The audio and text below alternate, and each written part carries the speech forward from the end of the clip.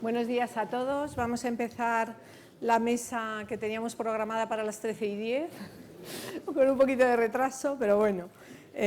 Los ponentes me han prometido que los chistes y las canciones los dejan a un lado y se van a centrar en los temas de mensajes de valor añadido.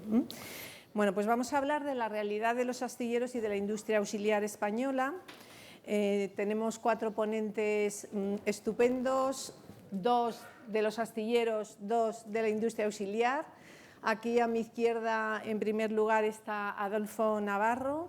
No voy a leer sus muchísimas cualidades porque yo creo que todos los tenéis en la página web y para ahorrar tiempo. Entonces, Adolfo Navarro es Sales and Business Development de Astilleros Armón. Bueno, Astilleros Armón creo que todos lo conocemos, es un astillero de referencia en España y ahora mismo el mayor astillero privado de nuestro país.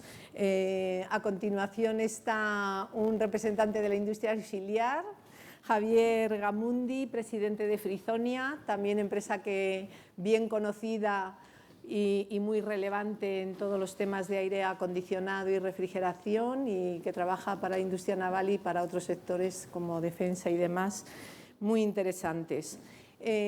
A su lado está Juan Luis Sánchez, que es director de Astander, también un astillero con mucha historia y muy relevante en el mundo de la reparación y la transformación naval. Y por último, pero no menos importante, Beñat Izaola, que es director de Marina, Metales y Minería de Ingetin. Y bueno, Ingetin yo creo que también bien conocida empresa del sector de la energía, pero que tiene una división naval que nos quieren electrificar a todos, pero siempre sostenible e innovando, ¿no? Sosteniblemente innovando. Así que a todos ellos muchas gracias. Como digo, no leo sus currículums, por supuesto, interesantes y estupendos, pero sí que digo que tanto Adolfo como Juan Luis son ingenieros navales, porque al fin y al cabo yo estoy aquí como decana, pues resalto que ellos son ingenieros navales. Bueno, queremos hablar, como se nos ha puesto como objetivo de este congreso, del sector español de construcción naval, poder dar una visión global de su situación y también poder comentar un poco pues, los retos y oportunidades que el sector está enfrentando en estos tiempos y en los que van a venir, ¿no? El que el sector de la construcción naval es un sector estratégico, creo que ninguno de los que estamos aquí lo vamos a poner en duda, ni tampoco su capacidad de generar tracción en cuanto a generación de empleo, de valor añadido, de PIB, etcétera, ¿no? Y además de ser estratégico en sí mismo como sector manufacturero, es estratégico también porque es el pilar fundamental, ¿no?, de otros sectores tan relevantes como es el transporte marítimo, para un país como el nuestro, ¿no?, con territorios extrapeninsulares y que somos casi una isla y que dependemos, por tanto, mucho de la llegada y salida de las mercancías por vía marítima, o para el aprovechamiento de recursos de origen marino, o para el turismo, uno de los primeros sectores de nuestro país, ¿no? Por tanto, la actividad de construcción naval tiene ese carácter estratégico que, insisto, nadie de los que estamos aquí dudamos. Es verdad que ha evolucionado en las últimas décadas y cada vez más es un sector integrador. El astillero, bueno, yo digo cifras que he tomado, ¿no? Tiene como en torno al 30% y el 70% pues es de industria auxiliar que integra, ¿no? Tengo también algunos datos, como que suma unos 70.000 empleos de alto grado de cualificación, 7.500 millones de euros de facturación anual, más de 20 astilleros repartidos por la costa, con lo que eso significa en cuanto a la cohesión territorial. Y la situación que yo he podido ver estos días cuando preparaba esta mesa es que los datos recientes son muy relevantes y además los ponentes, cuando lo hemos comentado, me lo han corroborado. El año 2021 hemos ocupado el 9º lugar mundial en cuanto a CGTs contratadas. Somos el segundo país de la Unión Europea también en cuanto a número de CGTs y unidades contratadas. Tenemos un 20% de la cuota de mercado. Estamos destacando en segmentos que tienen muchísima proyección, por ejemplo, los buques offshore dedicados a dar soporte a la energía eólica marina, donde somos el primer país de la Unión Europea y el segundo a nivel mundial en volumen de CGT, pero también en otros segmentos pues, que sobre todo destacan porque son de alta tecnología y valor añadido, ¿no? Pues buques de investigación, buques de apoyo a la acuicultura, buques pesqueros, buques que están incorporando nuevas tecnologías en cuanto a lo que estamos buscando, ¿no? Que es llegar a las emisiones cero. En fin, ahí yo creo que, por ejemplo, Armón tiene algunas unidades recientemente entregadas o contratadas que son una buena muestra de ello, o el buque que hicisteis, buque escuela Orce, ¿no? De eléctrico, en fin. Bueno, como decía, pues los datos son pues muy relevantes y los del segundo semestre de 2022, que creo que son los últimos datos que hay, mantienen esta tendencia, ¿no? Y luego en lo que es el sector de la reparación y transformación naval, pues también parece ser que se ha encerrado un periodo excelente, ¿no? Y excepcional, ¿no? Aquí tengo pues 76%, no, 450 millones de euros, 900 grandes actuaciones en el año 21. Y en ambos sectores, tanto el de nuevas construcciones como el de reparación y demás, un dato también muy importante es que una parte muy relevante del trabajo es para armadores y para países que no son España, con lo cual eso refrenda, digamos, nuestra capacidad y nuestro prestigio a nivel internacional. Bueno, entonces, dicho esto, yo voy a hacer unas preguntas a los ponentes, un primer bloque que es un poco para que nos den un poco un flash de cómo esto que yo he puesto así tal, pero desde vuestra óptica, que obviamente es la del día a día, cómo veis la situación del sector en España y, o sea, un poco cuáles son nuestras principales fortalezas y dónde tenemos que mejorar. Y luego haremos un segundo bloque de hablar un poco de los retos que tenemos, ¿no? Lo que está en boca de todos, sostenibilidad, digitalización, etcétera. Entonces, si os parece, vamos a empezar por, si quieres tú, Adolfo. No hay problema. Cuéntame un poco cómo ves el sector, su situación competitiva y eso, cuáles son sus mejores puntos fuertes y temas a mejorar. Muchas gracias, Pilar. No, lo que vamos a decir ahora está un poco en línea con tu exposición. Creo que podemos afirmar que, pese a la coyuntura que todos conocemos, cambiante y de retos, ¿no?, que está ahora el sector industrial en general y en particular el naval, estamos ahora en una buena situación. En ciertos aspectos, niveles prepandemia, ¿no? Se ha mejorado el índice de la actividad compensada, ¿no?, que mide el número de puestas en quilla, flotaduras, entregas, pues ya desde 2020 ha aumentado un 15%, ¿no? Además, en España ahora tenemos 60 barcos en cartera, que suponen aproximadamente un valor de 2.500 millones de euros, que significan más de 14 millones de horas de trabajo. Las comunidades, por situarnos, ¿no?, que en nueva construcción, en este caso más despuntan, pues es País Vasco, Asturias y Galicia. Bien, luego no me quiero extender en tema reparación, Juan Luis nos explicará, pero también ha habido un incremento incluso por encima de niveles prepandemia de facturaciones mayores del 10%.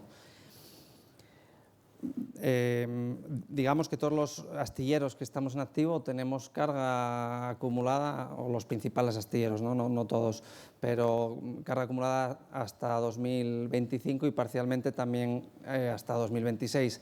Esto teniendo en cuenta que lo que hacemos es un producto bajo pedido, pues es muy positivo, ¿no? El tema, hay que pensar en los retos que luego hablaremos.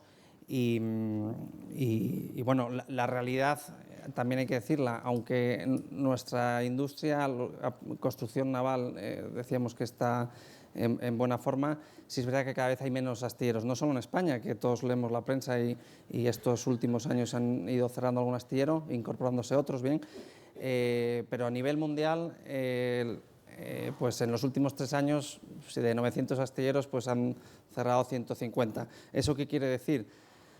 que cada vez los contratos están más concentrados en menos número de astilleros, por lo tanto la competitividad es mucho más visceral e intensa.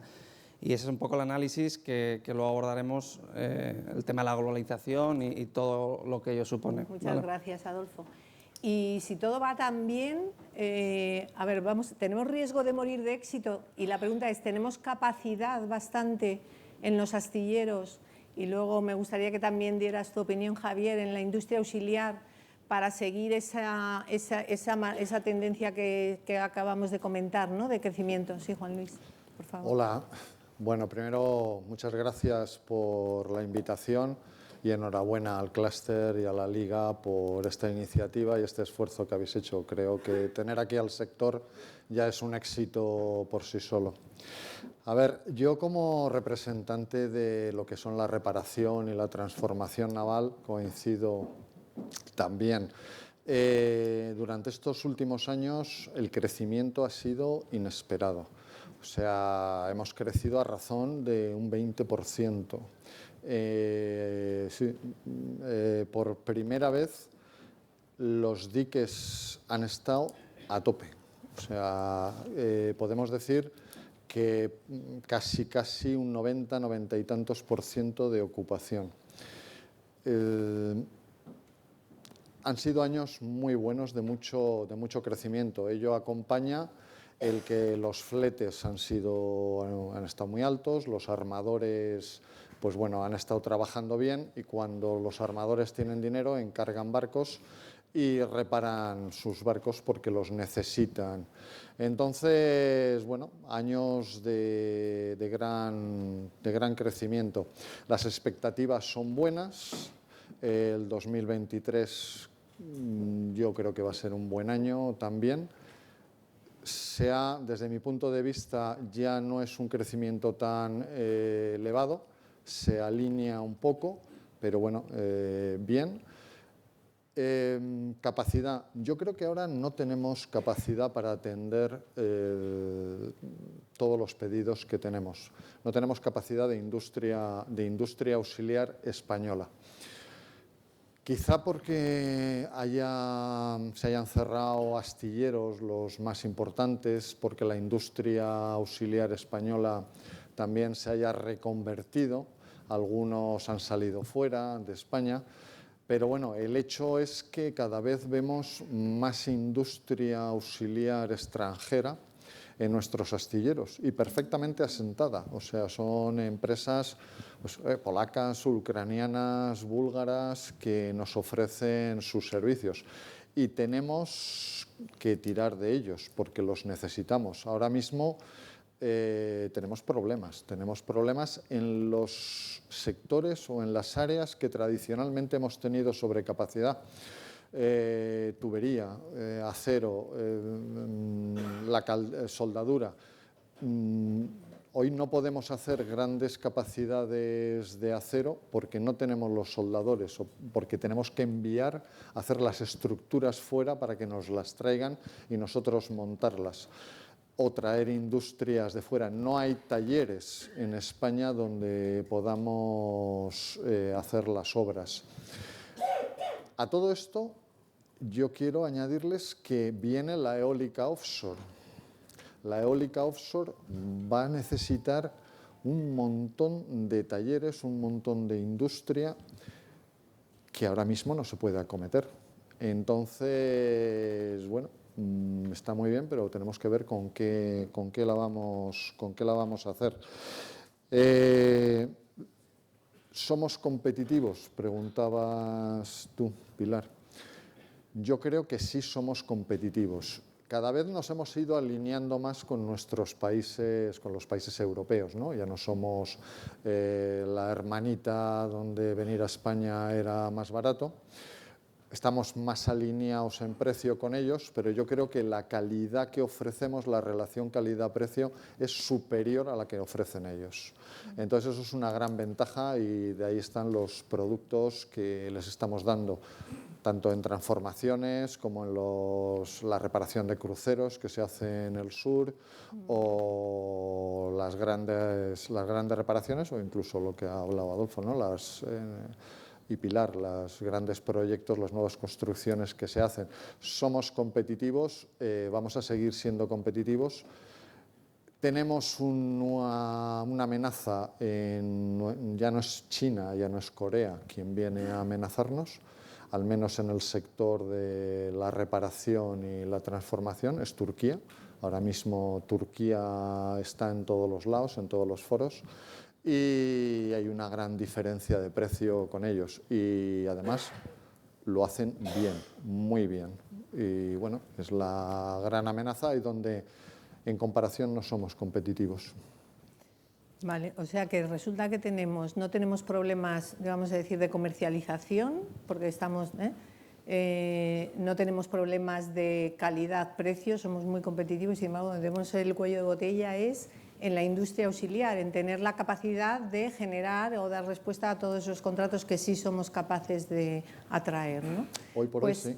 A ver cuál es el punto de vista desde la industria auxiliar, ¿no? De Javier, de Frizonia, ¿cómo está? ¿Hay capacidad, competitividad? Hay matices. O sea, hay yo matices, entraría matices en la línea de coger la conversación de Juan. Yo distinguiría entre lo que son empresas tecnológicas y empresas proveedoras de mano de obra.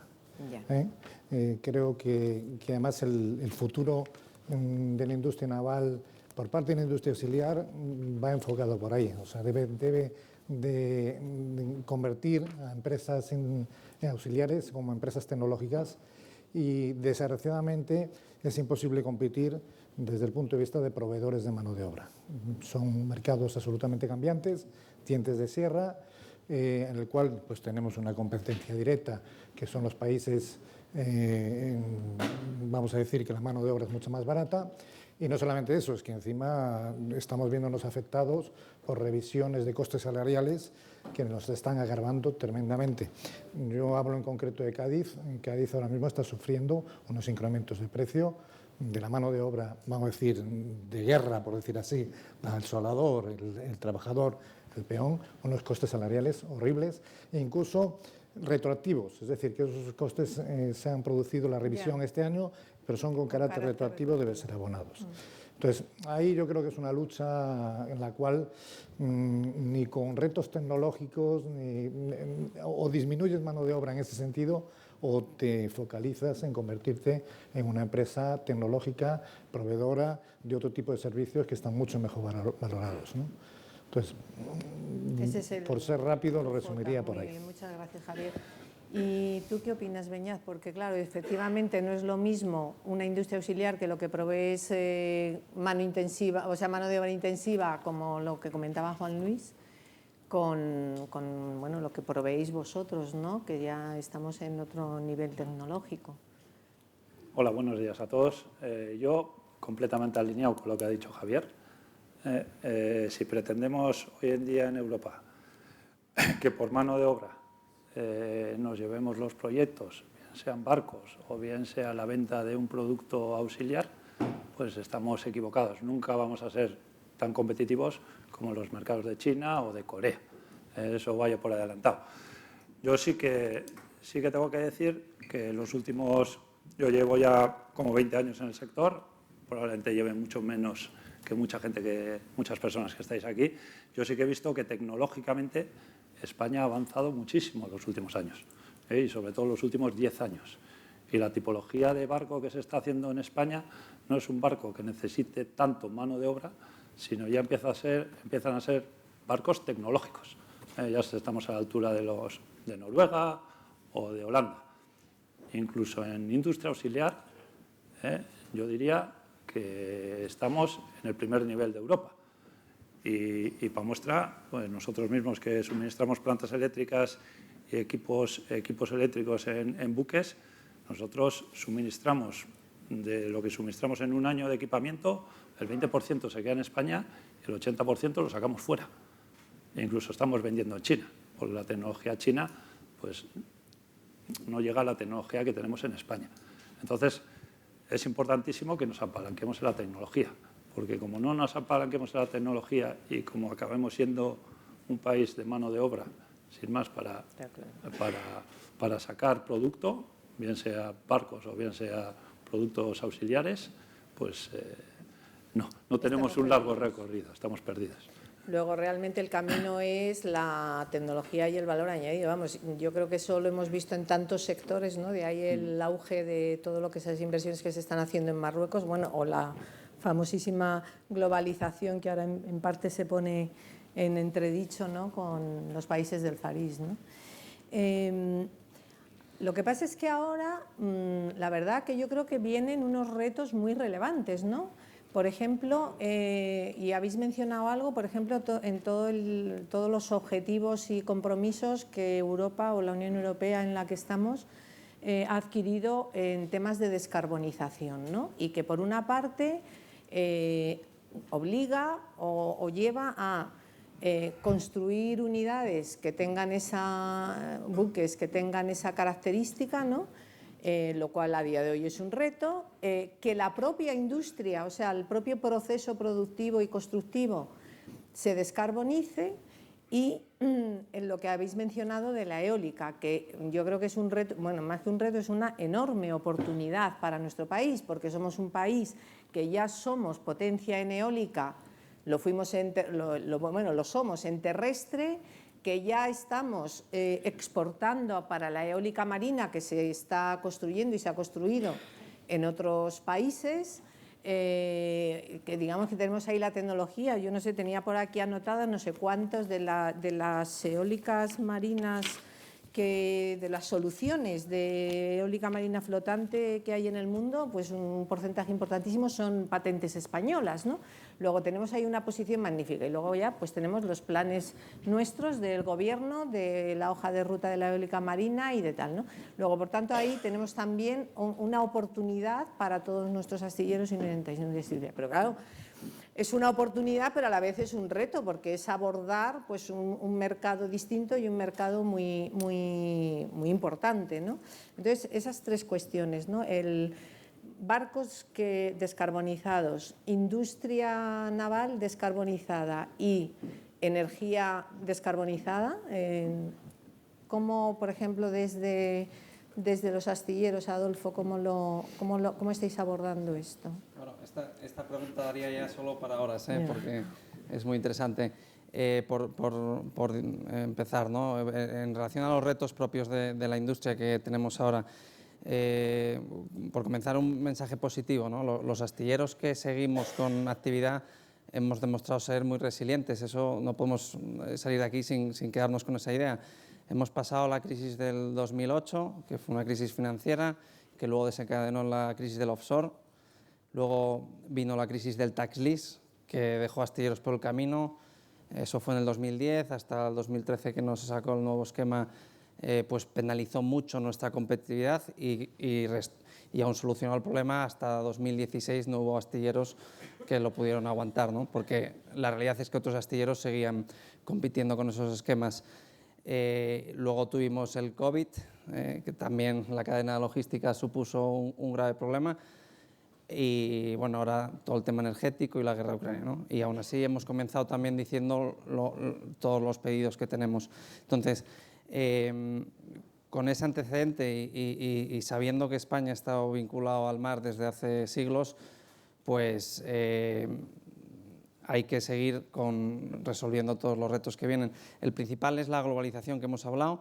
Se ha mencionado el 70-80% de lo que hacemos lo hacemos para el exterior.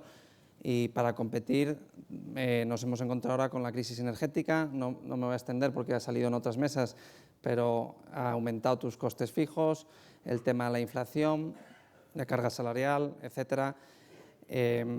Aunque no lo parezca, estoy hilando con la descarbonización, que es el último reto. Entonces, el tema de los profesionales, tenemos el mismo problema que las empresas auxiliares. Desde aquí hacemos un llamamiento, ¿no? a divulgar nuestra profesión, las escuelas de formación profesional. Necesitamos gente.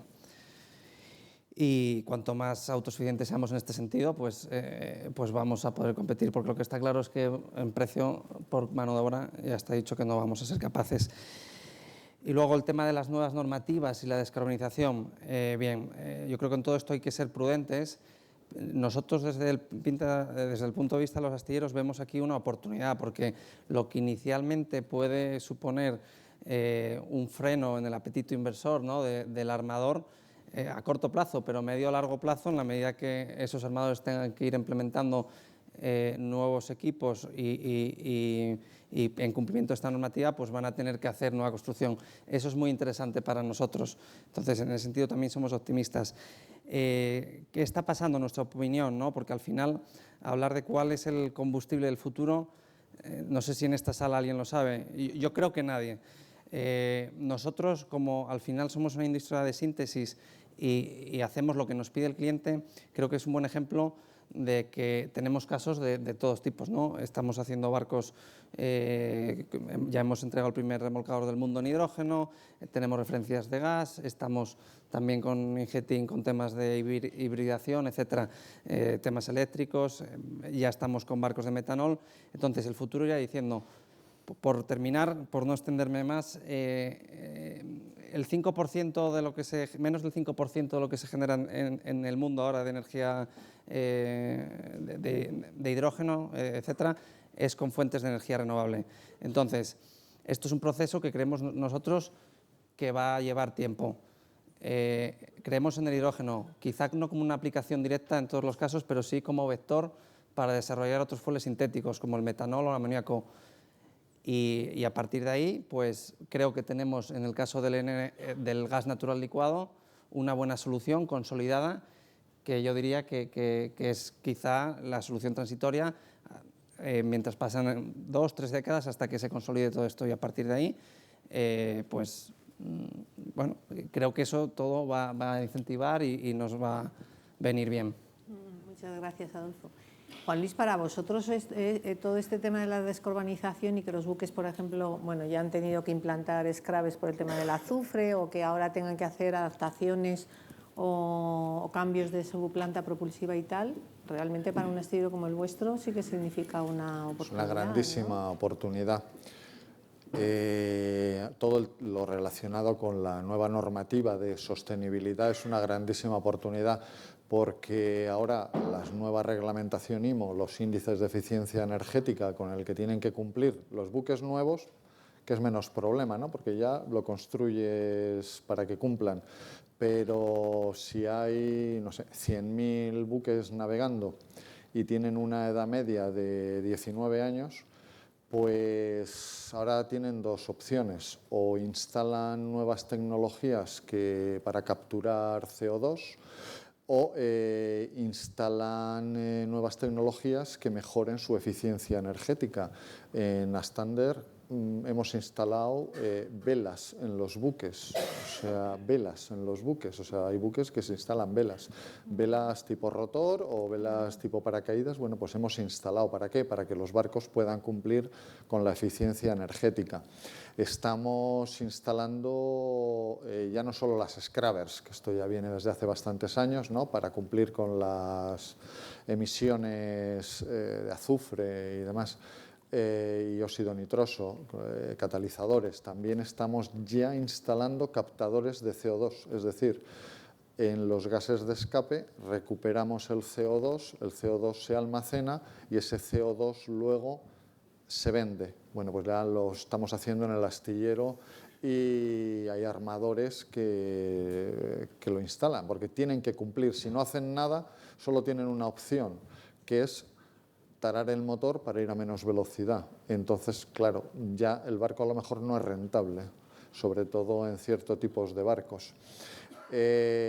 Una grandísima oportunidad. Las plantas de tratamiento de aguas de lastre, que también viene con la reglamentación, la sostenibilidad. Bueno, pues ahora en los astilleros de reparaciones diría que la mitad de los barcos aprovechan e instalan una planta de tratamiento de aguas de lastre. O sea, la normativa es una grandísima oportunidad para todos nosotros, evidentemente. Para los astilleros, para los armadores no sé, pero para los astilleros desde luego. Pues sí. Beñat, ¿cómo enfocáis desde vuestra actividad estos temas? Bueno, sí que es cierto que, como bien ha dicho mi compañero, el futuro es un poco incierto, ¿no? Por nuestra parte, nosotros tenemos una ventaja como empresa o grupo que nos dedicamos a la planta eléctrica. Entonces, digamos de alguna manera, nos abstraemos un poco del tipo de combustible que se vaya a utilizar, porque al final va a acabar todo en eléctrico, ¿no? Sí que estamos mirando al futuro, y sí que estamos viendo cada vez pues, cambios de regulación del IMO, propulsiones híbridas, propulsiones diésel eléctricas con baterías, instalaciones actuales de barcos en donde se están montando containers de baterías conectados a los sistemas, a las plantas eléctricas actuales, barcos de hidrógeno, pila de combustible, etcétera, etcétera. Estamos viendo cada vez más. Y lo que está claro es que estamos tendiendo hacia allí y la sociedad lo está reclamando y lo va a reclamar y las instituciones así lo reclaman. Lo vemos en el día a día con los coches eléctricos. Entonces, yo creo que tanto para la industria auxiliar como para los astilleros es una muy buena oportunidad. Me queda la tercera pata, que es la pata de los armadores, que es cómo ven esto. Que al final son los armadores los que lo tienen que ver. Entiendo que las normativas les van a tender a ir hacia allá. Y son ellos los que de alguna manera también desde la industria auxiliar y desde los astilleros entiendo que pedimos a los armadores también que bueno pues que de alguna manera nos dirijan y nos ayuden. Nosotros desde nuestra parte siempre vamos un paso más allá, invertimos mucho en I+D, estamos viendo el futuro de una manera continuada en los diferentes sectores o ámbitos en los que actuamos y es la única manera de... Hombre, yo creo que los armadores no lo tienen fácil, ¿no? Porque fíjate, los armadores como tenemos alguno muy importante en España, que han invertido mucho en el GNL y ahora parece que el GNL lo demonizan y tal, ¿no? Entonces, esa inseguridad o incertidumbre sobre cómo va a ser el futuro, pues yo creo que es retractor, ¿no? de las inversiones. Pero ahí yo creo que está el partenariado entre el astillero, la industria auxiliar y el armador, que las reglas las conocen todos, las que hay, y por tanto, digamos, el trabajo conjunto es el que vosotros podéis, yo creo, aportar soluciones, ¿no? Propuestas para que el armador pueda contemplar, ¿no? Sí. ¿Cómo, Javier, a ti, cómo te suena todo esto? Evidentemente la industria solar es muy heterogénea y sí que hay ciertos elementos transversales, pero en el caso del consumo de combustible puede que intervengamos algo en la parte de diseño y en la parte de refrigeración o locales técnicos que precisen un tratamiento especial, pero bueno, no es nuestro foco, ¿no? Nosotros nos estamos orientando más bien en la parte eco-friendly. Evidentemente tenemos una reglamentación muy severa en el mundo de los refrigerantes. Quizás debo llamar la atención que este tema procede ya de hace más de 30 años y sí que por la experiencia que hemos tenido pues se ha ido un poco forzando las situaciones, creando problemas de tensión importantes y que en ese sentido pues a los legisladores hay que llamarle la atención a que tienen que meter un poquito el pedal de freno, porque crearon situaciones de caos, crearon una panoplia de refrigerantes terribles bajo los intereses también, evidentemente, comerciales de las industrias químicas y fue una época bastante complicada que todavía a día de hoy, por las exigencias que cada vez se le ponen más, pues sigue siendo un problema, pero vamos a decir que más acotado. Sí que es cierto que tenemos que mirar la eficiencia de nuestros equipos, pero también está muchas veces reñido con la parte económica, con la parte del armador. Nosotros estamos ofreciendo hoy en día compresores de tipo magnético, compresores que no tienen ningún tipo de rozamiento levitan al fin y al cabo para evitar rozamientos, en una vida muy extensa, pero cuando ponemos el precio encima de la mesa, el paso va para atrás. Es decir, no somos capaces de introducirlo, únicamente lo estamos introduciendo, pero por otro tipo de razones en el mundo de la defensa, pero porque se ve afectado por un tema de ruidos, vibraciones. Estamos hablando de un buque de guerra y el tema de ruidos y vibraciones es importante, y ahí sí que ya el factor es importante. Pero sí que en el mundo civil nos cuesta mucho trabajo, nada más que nos tenemos que centrar evidentemente en usar equipos eficientes y evidentemente tener en cuenta mucho el apoyo al ciclo de vida, que ese es otro factor que está interviniendo mucho.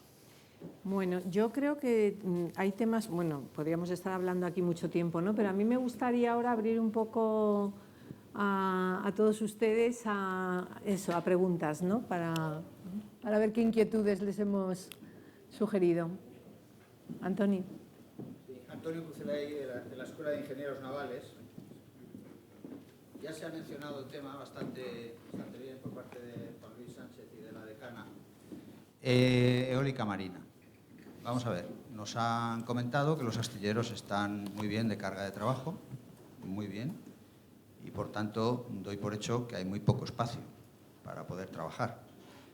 Y las oportunidades de la eólica marina son espectaculares en los próximos años, y yo entiendo que deberíamos intentar ofrecer a nivel país una oferta en este sentido, ¿no?, de la eólica marina. Individualmente, cada astillero, incluido Navantia, pues tiene sus limitaciones.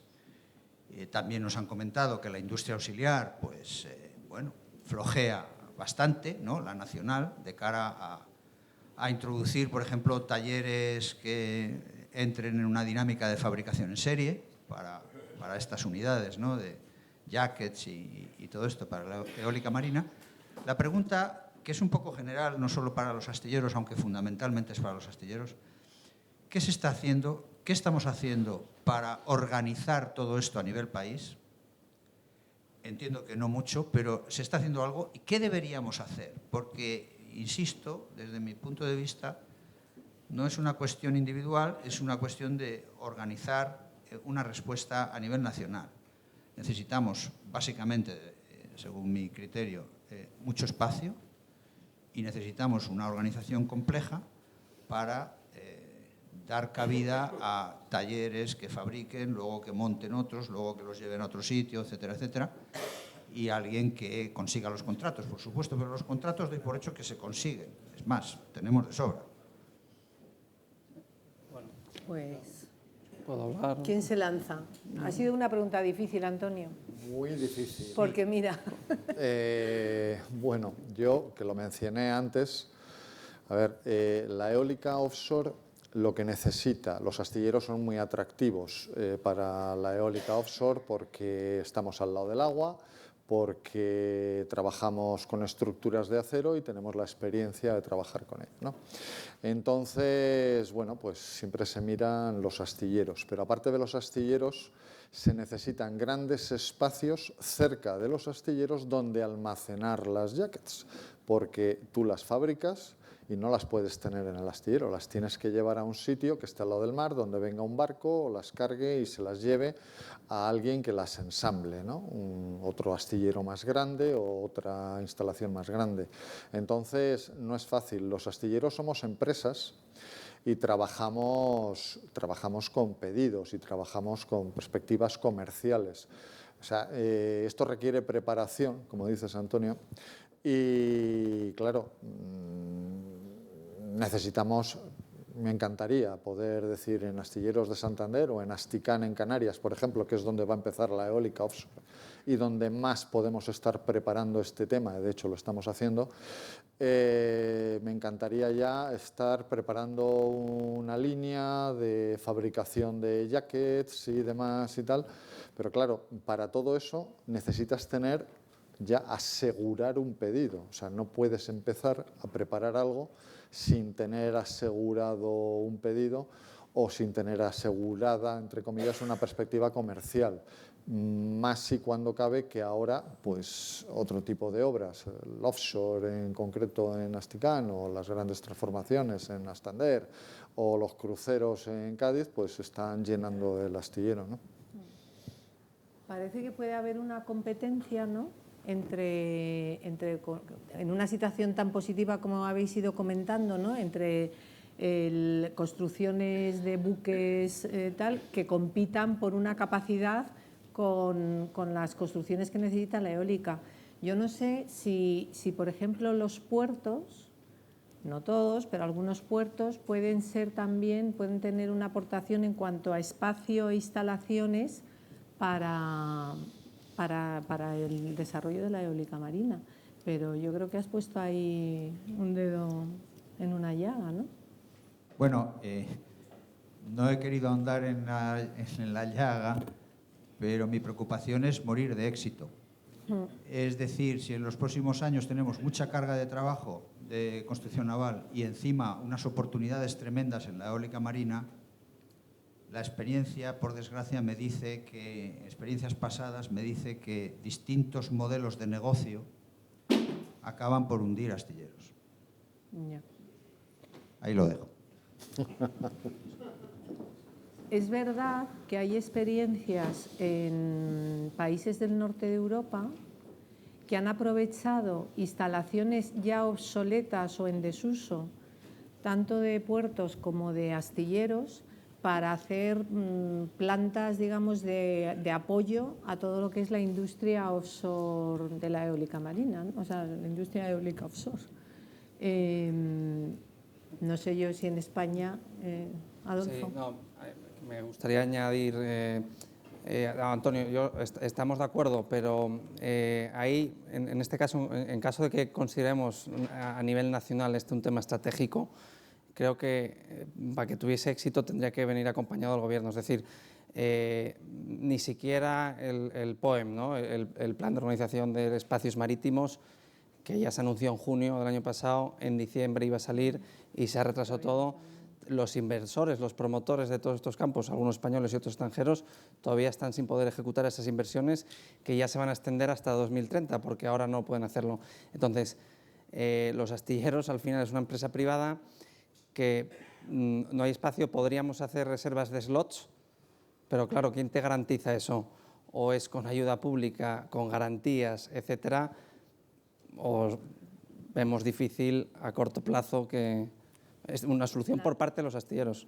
O sea, es que al final esto lleva a una pregunta que estaba por aquí, pero no la he dicho al principio. Todos sabemos que la industria naval es estratégica, todos los que estamos aquí por lo menos, pero ¿realmente se está considerando en nuestro país al sector naval como una industria estratégica? ¿El PERTE naval es realmente una buena muestra de que se está considerando el sector de la construcción naval como una industria estratégica? Yo te hablo como empresa auxiliar. Bueno, la visión que tenemos de la industria auxiliar, desafortunadamente, es que nos viene grande. O sea, no tenemos que ir, no, para la pequeña industria, los PERTE no significan, o sea, a no ser que hagamos algún tipo de alianza con empresas tractoras, pero como individualidad, la industria auxiliar, la pequeña y mediana industria auxiliar, no tenemos capacidad para acudir a los PERTE.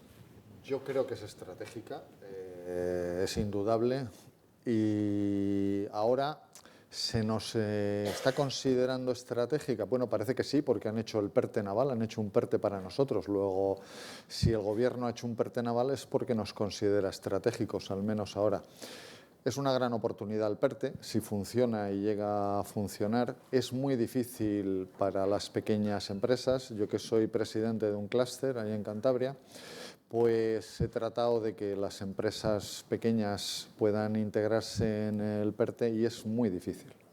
Es para empresa grande, astilleros, y bueno, y luego veremos a ver si logra funcionar, ¿no? Pero para lo que son los astilleros es una gran oportunidad.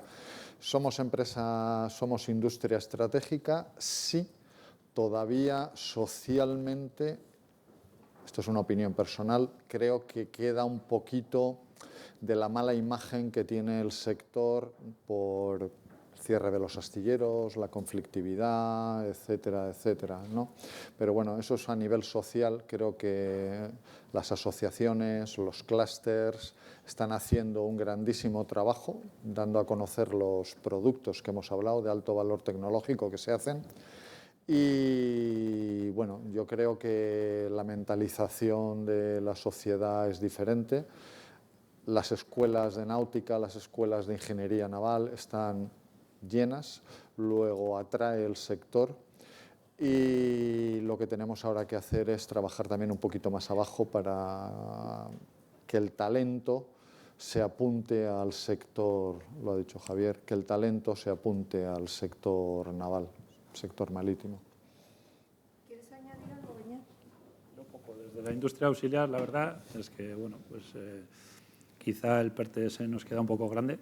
Nosotros tenemos que ir o tenemos que acompañar a astilleros y armadores.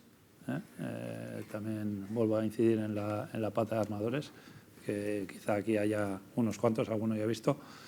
Y es importante que ellos aprovechen esos PERTES para involucrar a la industria auxiliar. Eso es, así lo vemos nosotros desde INGETEA. Muchísimas gracias, Beñat. Bueno, tenemos que dejarlo aquí. La verdad que podríamos seguir hablando, porque, por ejemplo, el tema de digitalización no hemos podido hablar nada, o sea, el tiempo nos ha comido, ¿no? Yo, la verdad, señalaría de todo lo que hemos hablado, que de verdad que muchísimas gracias a los cuatro por vuestras aportaciones, pues que estamos en un momento aparentemente dulce de nuestra industria, que tenemos un reto con lo que es la industria auxiliar, digamos, de mano de obra intensiva, y que está claro que ahí no es nuestro ámbito de competencia, sino en la que es de valor añadido y tecnología, que necesitamos gente formada, bien preparada, cualificada para los distintos, y luego que tenemos un reto que yo creo que Antonio lo ha señalado perfectamente, ¿no? Que es cómo no morir de éxito, cómo poder convivir ese momento dulce y hacerlo crecer, y al mismo tiempo abordar esa enorme oportunidad que la eólica marina en concreto, y luego vendrán otras energías marinas, nos ha puesto por delante. Así que, pues nada, al principio no pude dar las gracias, fui un poco con las prisas a la Real Liga Naval por organizar este congreso ya en su 5ª edición. Muchísimas gracias y por invitarnos. Y, por supuesto, a todos vosotros, muchísimas gracias por vuestras aportaciones y por haberos ajustado.